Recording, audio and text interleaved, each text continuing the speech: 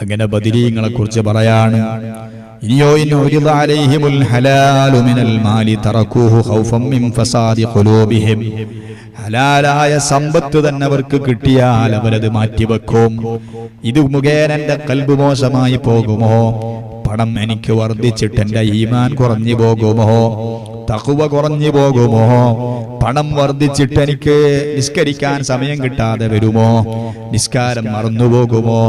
അതേ, നോമ്പ് നഷ്ടപ്പെട്ടു പോകുമോ? ഖുർആൻ ഓതാൻ സമയം കിട്ടാതെ വരുമോ? ഹലാലായ സമ്പത്ത് കിട്ടുമ്പോൾ തന്നെ അവരുടെ മനസ്സിന് പേടിയാണ്. സുബ്ഹാനല്ലാഹ്, നമ്മുടെ അവസ്ഥ എന്താണ്?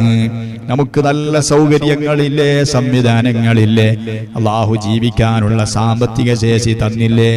പഴയ കാലങ്ങളിലൊക്കെയുള്ള ദാരിദ്ര്യങ്ങൾ, അതാ എത്ര ദാരിദ്ര്യത്തോടെ ജീവിച്ചവരാണ് നമ്മുടെ ഉമ്മാമ്മമാർ, ഉപ്പാപ്പമാർ. സുബ്ഹാന